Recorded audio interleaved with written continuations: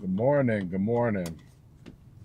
It is a wonderful Friday. It's 2:28 a.m. in the morning, and I am on my way to my favorite destination, my workout spot.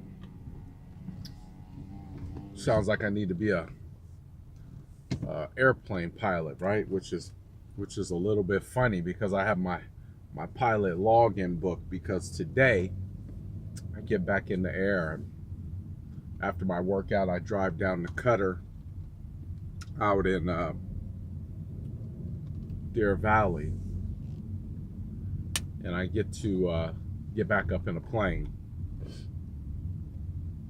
I should probably lock my insurance in before I get to doing that, but I believe everything will be perfectly fine. I woke up and man, let me tell you something. And I don't mean to sound wishy-washy. I don't mean to sound like I'm bipolar, but I did a lot of house cleaning yesterday. And when I say I did a lot of house cleaning, meaning I addressed a lot of things that have been weighing on my heart, and I have been disobedient. See, let me tell you something. When God or your pastor or church or your parents, if you're a kid, is saying you've been disobedient, they're saying that you have failed to listen to what you were instructed to do. And the word disobedience is intended to make you feel in line with your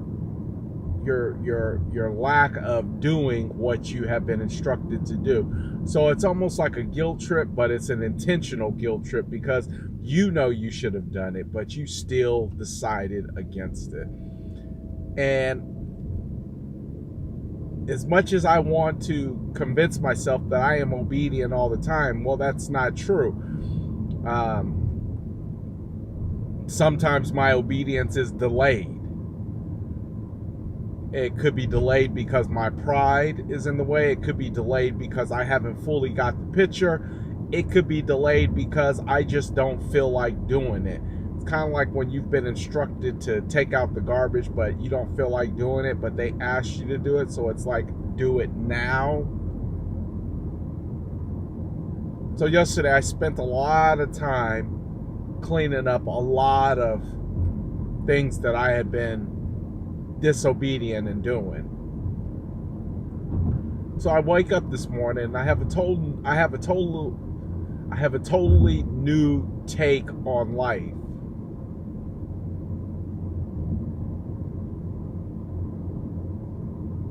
And one is you have to develop a relationship with people around you that share like-minded visions and dreams, ambitions, tenacity, fight. You ain't got no business being a fighter around somebody who likes to quit all the time. That drains you of your energy.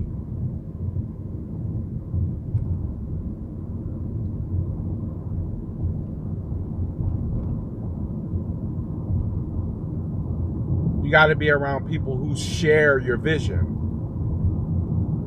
And they're out there. And sometimes you even got to go out your way to make sure that you do enough things where you kind of deter the person who you really don't want to be around from coming around by saying the truth.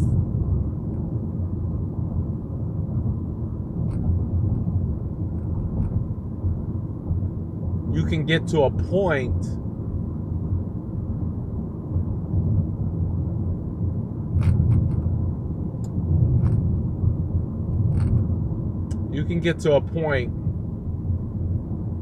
where you're done playing with people.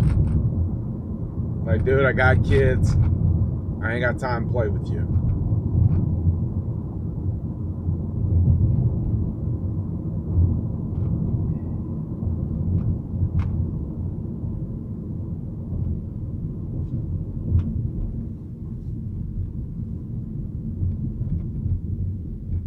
So I wake up and I have this feeling and this sense of relief.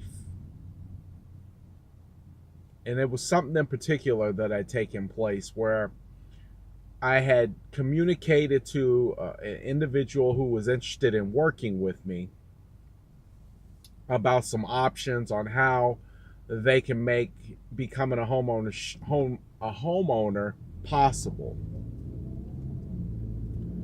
And laid out all the facts, and then, kind of asked them why, this was the option. I need to know, what was your motivation behind contacting me? What's your motivation behind what you want to do? Because I need to know that I am working with somebody who is motivated to get it done. Because see, when I step in, then I'm ready to go the distance, no matter what. And so I asked this individual some questions, and they sound motivated and whatnot. So I say, okay, great. I say, here's how you're going to be able to leverage your opportunities and your situation, and you pretty much take it from here. And we'll meet back up and we'll have another conversation. Well, some way, somehow, this individual had managed to flip the whole story. And then they started going to get outside information. They started seeking outside information from non-professionals about the information that I had given them. And then when this scenario gets relayed back to me, I'm like, well, that's not how it went. Well, that's not what I said.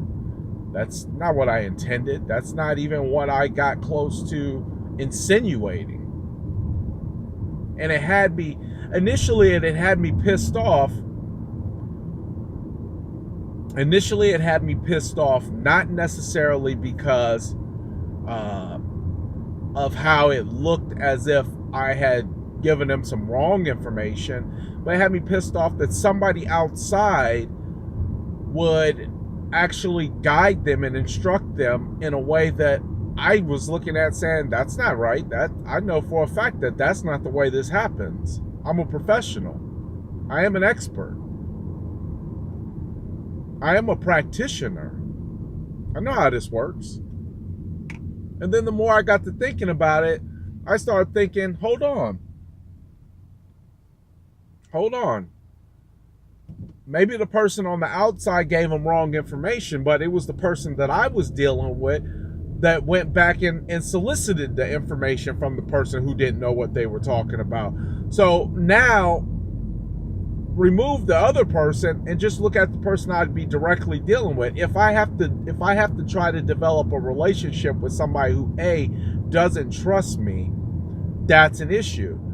B, waits on the opinions of other people to make their decision on something they were moved to do, that's a problem. Because see, I don't work from a position of needing everybody's advice. If I'm led in the direction, like I walk into my CPA or I walk into my financial advisor, if I deal with you, then I have a level of faith in you that I don't need to seek outside advice if you are the professional.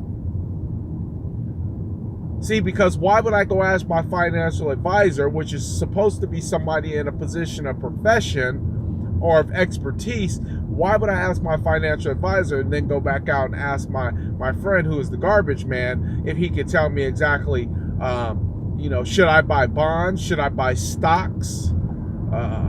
What's a yield dividend?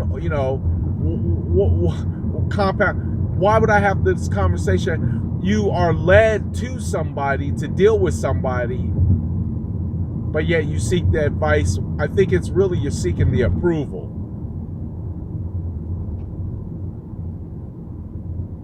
You see, I stopped seeking the approval from people when I started recognizing when I would come to them with my vision and my dream. And really, I was just waiting on them to congratulate me and root me on and tell me go get it and say, hey, make sure you just go talk to a professional. I really, honestly, I really didn't expect you to sit back and give me all the reasons why it wouldn't work. Hell, you don't even know how to manage your own checkbook. But people will be quick to go ahead and give you up their information the moment you start sharing your vision with them. And you think that it's support when in reality, it's them really kind of trying to hold you back. But it was your fault in the first place because you was looking for support. But you disguised it as advice. So now you got to sit back, and I wake up this morning and I'm thinking about it, and I'm thinking, you know what? I don't think I want to work with that kind of person. Right? I appreciate you showing me who you are, what you are immediately. So that way I can say, hey, better I know you now than get invested into you later and then you just go ahead and quit.